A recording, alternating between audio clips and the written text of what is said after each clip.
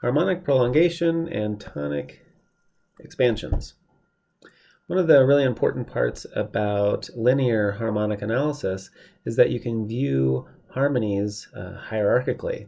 So one chord can be structurally more important than another chord.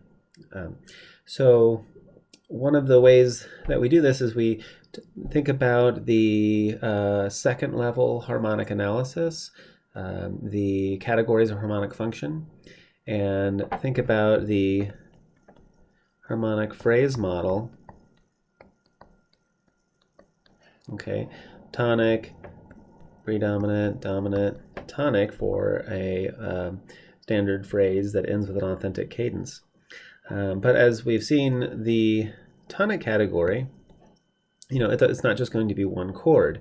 It could be stretched out for any number of chords, and then we go to the predominant category, which could be stretched out even further with a number of chords in the predominant category.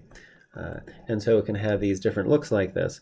And that's because we are prolonging these different categories. The different categories can be prolonged or expanded to take up quite a long period of time. So an example would be, let's say, for example, we're in C major and we have just a chord like this, and it lasts for some period of time. So we would say, okay, that's a one chord, and that's all we'd need to say. But we could embellish this. Let's say we want this to last for, well, we could be in common time, okay, and we want it to last for a measure. Now we can make this more interesting. We can elaborate it by using embellishing tones, for example. So I could take this bass line and do something like this instead. I'm going to keep the C, but I'm going to put a neighbor tone in. Okay, so it's still a one chord. There's just a neighbor tone in the bass, but it embellishes it and it elaborates that what we started with was our model. And we can of course have multiple embellishing tones at any one time. So right now we just have one, but let's say we put one in the soprano. So we just have the E up there, but let's say I wanted to do that instead. So I've got a lower neighbor tone and an upper neighbor tone, right? And if you tried to, we're getting close to thinking, oh, this may be like an actual chord at this point. We got a B and a G and an F and we got a C. It doesn't really quite work out.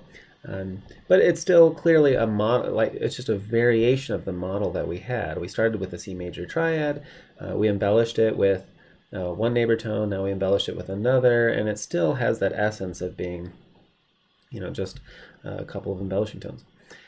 So we can continue this just a little further, and if we take this alto voice, embellish it as well, give it its own neighbor. Okay, so we've got another neighbor there.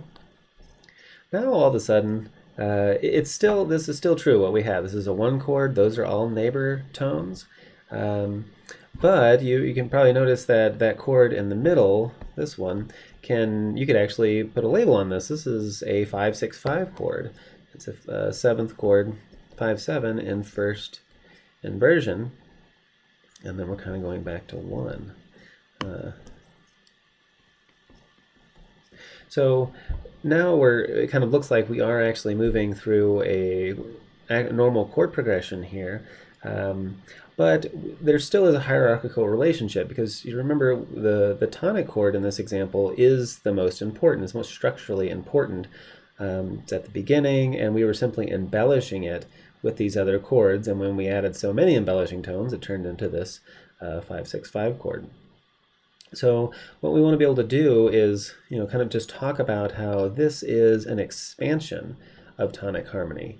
This is the tonic harmonic category, and it's simply been expanded with that middle chord. And this is a very common procedure to expand tonic, especially at the beginning of a phrase. And there are many different ways to do it. I'll just draw out a couple of the possible bass lines. So this one we just saw, where the bass will do a neighbor here, and we'd have 1, 5, 6, 5. It actually could just be 5, 6 as well. That'd be fine. We might have something with passing motion, like that. We could have 1, and this could be a well, it could be a couple of things. A really common one is 7 diminished 6 right here to 1, 6. This is also tonic expansion. Tonic expansion. Okay, just moving from 1 to 1, 6 in this example. And we could also harmonize that scale degree 2 in another way. It could be a passing 6, 4. So 1, passing 6, 4, 1, 6. Still same concept. We're just expanding tonic. The simpler version would be without the middle chord, and we're just moving from 1 to 1, 6, and we're just elaborating that model with the passing 6, 4 or with the 7 diminished 6. So we're thinking about different ways to get from 1 to 1, 6, or 1, 6 to 1, or 1 to 1, and these would typically be tonic expansion. So we could have go the opposite way. 1, 7, sorry, 1, 6, start with a 1, 6, 7 diminished 6, and then down to 1. That's a tonic expansion. You can see that just using passing tones to get from the different tonic chords. It doesn't always have to be stepwise. A really common one is this, where you have a 1 chord followed by 5, 4, 2, and it resolves to 1, 6. But you can still see, you know, we're going from 1 to 1, 6. That's the important part here. It's embellished in a different way. So there's lots of ways to do this. And we can also, similar thing where we have a leap and a step, we can do this.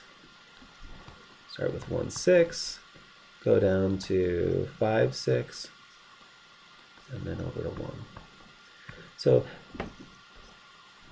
there are different ways to get from scale degree 1 to scale degree 3, or like we did here. That's 2 different ways. That's 3 ways, like there with the leap.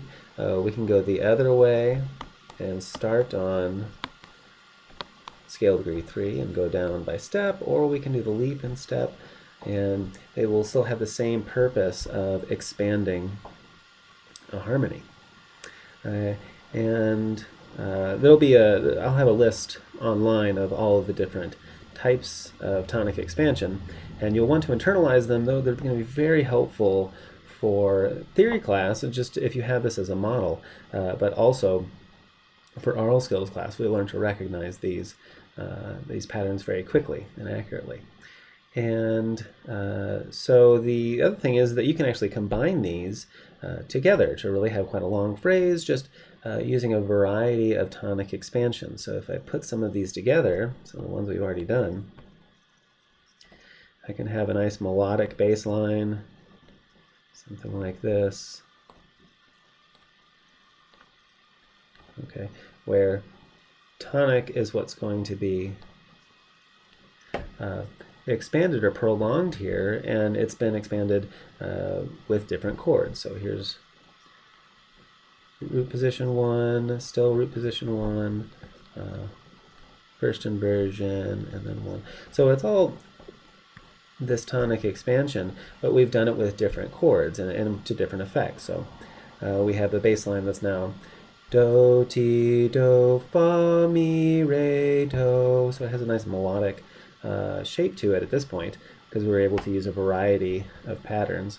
And we can just expand this with, we do 5, 6 there, and 5, 4, 2. And another one that we can do on scale degree 2 is 5, 4, 3. And so you see this motion constantly from tonic functioning chords being prolonged with dominant functioning chords. Okay, and that's the model that you'll be looking for. These 3 chord patterns, and looking for tonic to be the overall boundary for these. They can also be combined in other ways. We could do, let's see here. It doesn't have to just be every other chord. We could do something like this. Okay, where I'm going to have 1 and then 1 6. Okay, and then I can move from 5 4 3 to 5 6, and then back to 1. Okay, so you see this tonic, dominant, tonic, but overall what we've done here is we've prolonged tonic. So it doesn't just have to be tonic, dominant, tonic. It could be tonic for a little while, then dominant for a little while. So it's very flexible in that way. Just like we've seen here, we did 2 chords of one category before coming back to the other one. Okay. So that's the basics of tonic expansion and harmonic prolongation. And we will usually use tonic expansions, but it's important to know that any of the harmonic categories can be prolonged in the same exact way. So you can have a dominant chord that's been prolonged through other chords. You can have predominant chords that have been prolonged with other chords. And so what we're doing here is looking to see what is the relationship between these chords, not just this chord followed by that chord followed by another chord. We're trying to see what chord is in force for some area, either short or long, and thinking about whether or not these chords are changing very quickly, or if they're really just kind of circling around or noodling around a particular harmony. We'll give you a lot of information about how the phrase is constructed.